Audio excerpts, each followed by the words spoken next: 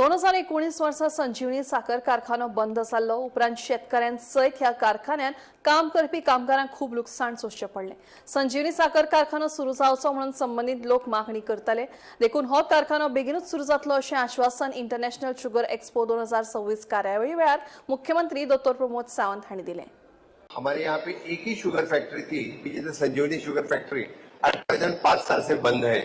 Okay, फिर भी आप लोगों ने गोवा चूज किया यहाँ इस इंटरनेशनल एक्सपो के करने के लिए, इसलिए आप फिर स्वागत है।